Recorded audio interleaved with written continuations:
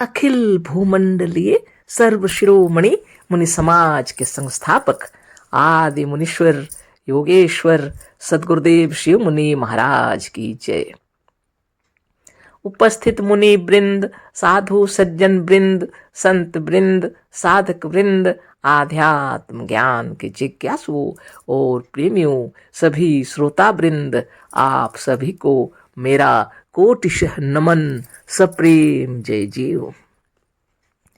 तो आध्यात्मिक चर्चा चल रही है और हम लोग सदगुरुदेव शिव मुनि महाराज रचित ग्रंथ सृष्टि विज्ञान शास्त्र के अंतर्गत आज चर्चा करेंगे ईश्वर को किसने बनाया। चर्चा तो चल रही है पहले से ही, है ना। तो आज यह शीर्षक है ईश्वर को किसने बनाया। सदगुरुदेव शिव मुनि महाराज की जय। पढ़ते हैं, ईश्वर का रचयिता कौन है? ईश्वर के पिता का नाम क्या था? बताइए। स्मरण रहे कि आपने इस पर दृढ़ रहने के लिए कहा है कि बिना पिता के कोई नहीं हो सकता। यदि कोई नहीं हो सकता तो इतना बड़ा ईश्वर कैसे बना? कैसे बिना पिता के हो सकता है? यदि इतना बड़ा ईश्वर बिना पिता के हो गया और हो सकता है तो इस उससे छोटा संसार यदि बिना पिता के हो जाए और हो सकता है तो इसमें क्या आश्चर्य है। पहले ही हम लोग चर्चा किए थे, है ना।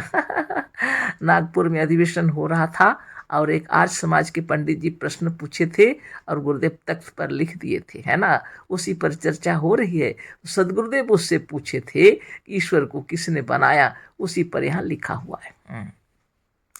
सदगुरुदेव कह रहे हैं ईश्वर का रचयिता कौन है? ईश्वर के पिता का नाम क्या था? बताइए। स्मरण रहे कि आपने इस पर दृढ़ रहने के लिए कहा है कि बिना पिता के कोई नहीं हो सकता। यदि कोई नहीं हो सकता तो इतना बड़ा ईश्वर कैसे बिना पिता के हो सकता है। यदि इतना बड़ा ईश्वर बिना पिता के हो गया और हो सकता है तो उससे छोटा संसार यदि बिना पिता के हो जाए और हो सकता है तो उसमें क्या आश्चर्य है। इस पर कहा गया है कि ईश्वर बिना पिता के इसलिए कहा गया है कि वह अनादि है। तब उसने क्या कहा था कि ईश्वर बिना पिता के इसलिए कहा गया है कि वह अनादि है। आगे पढ़ते हैं, अनादि के ना पिता होते हैं और ना अनादि का कोई रचयिता होता है। हमने कहा यदि यही बात है कि अनादि कह देने मात्र से पिता और रचयिता बनाने की जिम्मेदारी टल जाती है तो हम संसार को भी अनादि कह देते हैं। आखिर संसार अनादि नहीं तो और क्या है? संसार को बनते हुए किसने देखा है? सदगुरुदेव शिव मुनि महाराज की जय। बहुत सुंदर तर्क चल रहा है ना। सदगुरुदेव कह रहे हैं कि अगर अनादि कह देने मात्र से पिता और उनके रचयिता का नाम पता की जरूरत नहीं पड़ती है तो हम भी संसार को अनादि कह देते हैं। आखिर संसार की रचना करते हुए किसने देखा? संसार को किसने देखा? बताओ। संसार को रचते हुए किसने देखा? संसार को बनते हुए किसने देखा? बहुत विचित्र बात हो रही है। आगे कहते हैं, कहा जाता है कि संसार को बनते हुए देखा नहीं गया पर अनुमान होता है जब कोई बिना पिता के या बिना कारण के नहीं हुआ या नहीं बना तो इतना बड़ा संसार बिना पिता के कैसे हो गया? बिना कारण के कैसे हो गया और कैसे बिना बनाए बन गया? यदि यह बात है तो हम भी कहेंगे कि यद्यपि ईश्वर के पिता को किसी ने नहीं देखा पर जब कोई बिना पिता के नहीं हुआ और बिना बनाए कुछ नहीं बनता तो ईश्वर का भी पिता और बनाने वाला कोई होगा। यह बात दूसरी है कि आप उसे ना जानते हो। इतना सुंदर तर्क चल रहा है। सदगुरुदेव कह रहे हैं, कहा जाता है, सदगुरुदेव कहा जाता है कि संसार को बनते हुए देखा नहीं गया पर अनुमान होता है कि जब कोई बिना पिता के या बिना कारण के नहीं हुआ या नहीं बना तो इतना बड़ा संसार बिना पिता के कैसे हो गया? बिना कारण के कैसे हो गया और कैसे बिना बनाए बन गया? यदि यह बात है तो हम भी कहेंगे कि यद्यपि ईश्वर के पिता को किसी ने नहीं देखा पर जब कोई बिना पिता के नहीं हुआ और बिना बनाए कुछ नहीं बनता, तो ईश्वर का भी पिता और बनाने वाला कोई होगा। यह बात दूसरी है कि आप उसे ना जानते हो, ऐसा सद्गुरुदेव शिवमुनि महाराज बोले। आगे पढ़ते हैं। इस पर एक मजहबी की ओर से हमसे कहा गया कि सिद्धांत यह है कि संसार में तीन ही वस्तु अनादि हैं, जैसे जीव, ईश्वर और संसार के प्रकृति परमाणु।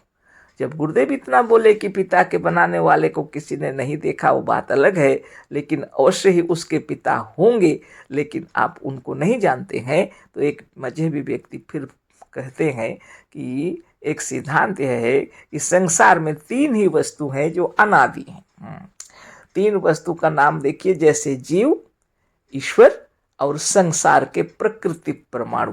इसको अनादि कहा जाता है। बताइए, सद्गुरुदेव बोल रहे हैं, हमने कहा तब तो मजहबी लोगों ने भी सबको अनादि मान लिया।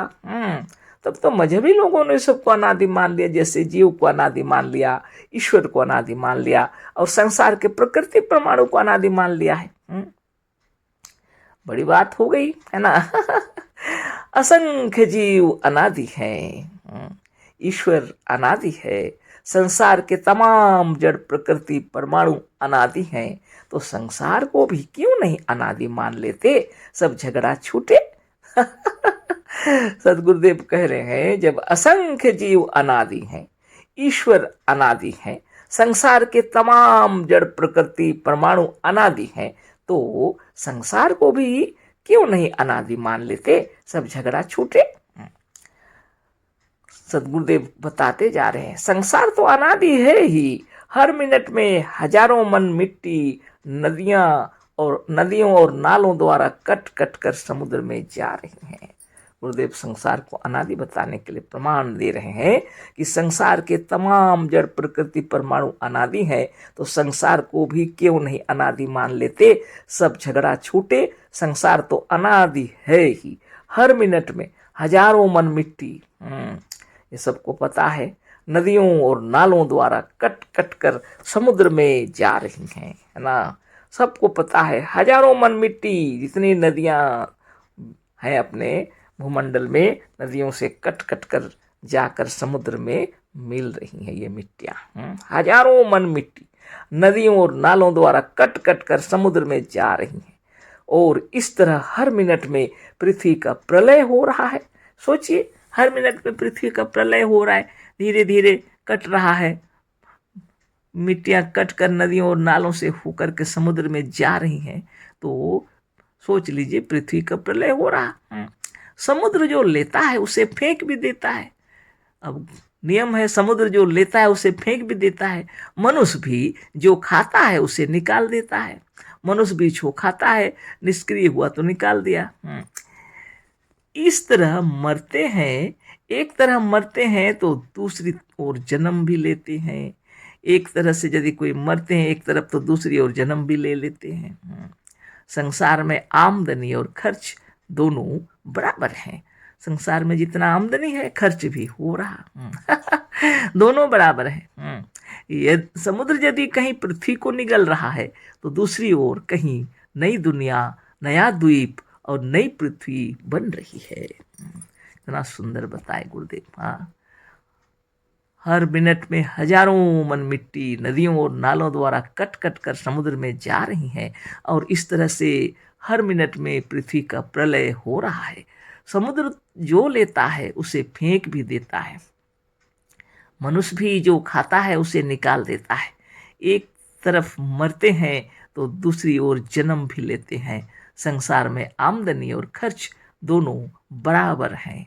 समुद्र यदि कहीं पृथ्वी को निगल रहा है, तो दूसरी ओर कहीं नई दुनिया, नया द्वीप और नई पृथ्वी बन रही है ना। समुद्र के अंदर में टापू ये सब निकल आते हैं। ठीक इसी तरह से इस विश्वाकाश में अनेक भूमंडल यदि पुराने होकर, नष्ट होकर विलीन हो रहे हैं, दूसरी ओर बन भी रहे हैं। सद्गुरुदेव शिवमुनि महाराज की जय। सद्गुरुदेव बतला रहे हैं, ठीक इसी तरह से इस विश्वाकाश में अनेक भूमंडल यदि पुराने होकर, नष्ट और विलीन हो रहे हैं तो दूसरी ओर बन भी रहे हैं। अनंत विश्व के भीतर जन्म मरण और सृष्टि प्रलय हर वक्त होते रहने पर भी संसार इसी तरह से सर्वदा रहा है और सर्वदा रहेगा। इसी से हम कहते हैं कि संसार प्रवाह रूप से अनादि है। सदगुरुदेव शिवमुनि महाराज की जय। गुरुदेव प्रमाणित करके बतला रहे हैं, अनंत विश्व के भीतर जन्म मरण और सृष्टि प्रलय हर वक्त होते रहने पर भी संसार इसी तरह से सर्वदा रहा है और सर्वदा रहेगा। इसी से हम कहते हैं कि संसार प्रवाह रूप से अनादि है ना। कितनी बड़ी बात है। गुरुदेव उदाहरण दे रहे हैं कि समुद्र जब कुछ लेता है तो निकाल देता है। इसलिए इतना मिट्टी कट कट के समुद्र में अगर जा रहा है तो कहीं फिर टापू ये सब बनकर निकल आते हैं, है ना। एक तरफ अगर कोई मर रहा है तो दूसरी ओर जन्म भी ले रहे हैं। संसार में जितना आमदनी है उतना खर्च भी है, बराबर चलता रहता है ना।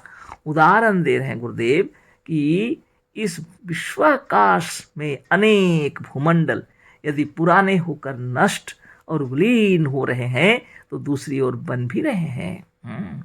सबको पता है, वैज्ञानिकों को भी, है ना।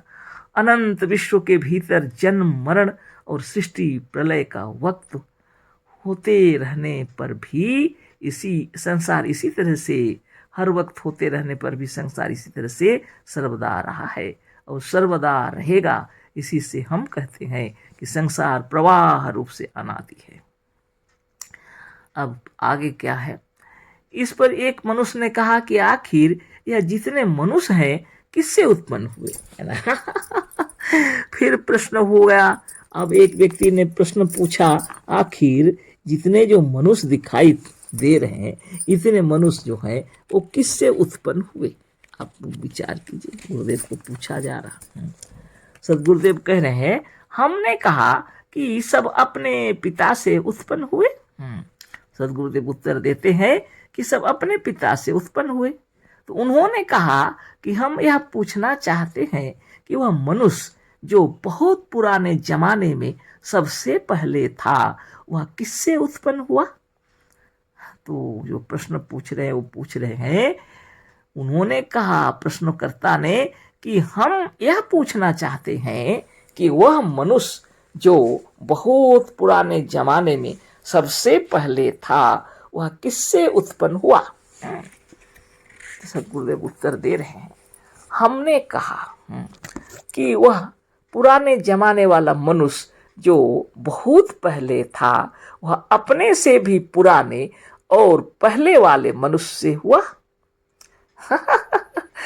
सदगुरुदेव बोले, बहुत सुंदर तरीके से बतला रहे हैं गुरुदेव, है ना। आप भी विचार कर लीजिए। सदगुरुदेव कह रहे हैं, हमने कहा, एक मिनट। सदगुरुदेव कह रहे हैं, हमने कहा कि वह पुराने जमाने वाला मनुष्य जो बहुत पहले था वह अपने से भी पुराने और पहले वाले मनुष्य से हुआ। उन्होंने कहा, अच्छा तो वह कैसे उत्पन्न हुआ। तो वह कैसे उत्पन्न हुआ, वह उससे भी पुराने और पहले वाले मनुष्य से हुआ। उन्होंने कहा, आखिर इसका कहीं अंत भी है। आखिर इसका कहीं अंत भी है। हमने कहा, नहीं, अनादि का आदि और अंत नहीं है। संसार का यह पिता पुत्र का क्रम बीज वृक्ष के क्रम की तरह प्रवाह रूप से अनादि है, प्रवाह रूप से अनंत है। देखिए कितनी सुंदर बात है ना। तो इसका कोई अंत भी है बोल रहे हैं, तो गुरुदेव बोल रहे नहीं, यह तो अनादि है। अनादि का आदि और अंत नहीं होता। पिता पुत्र का क्रम बीज और वृक्ष के क्रम के समान प्रवाह रूप से अनादि है, प्रवाह रूप से अनंत है ना। हमारे एक शिष्य ने पूछा कि सृष्टा और रचयिता में कुछ भेद है या नहीं। यदि है तो कौन सृष्टा है और कौन रचयिता। तो इस पर कल चर्चा होगी, समय बहुत हो गया। सृष्टा और रचयिता पर फिर कल चर्चा होगी। आप भी विचार कर लीजिए, सदगुरुदेव जो उत्तर दिए हैं आप भी विचार कर लीजिए, है ना। तो सदगुरुदेव शिवमुनि महाराज की जय। अशेष धन्यवाद। कोटिशः नमन। सप्रेम जय जीव।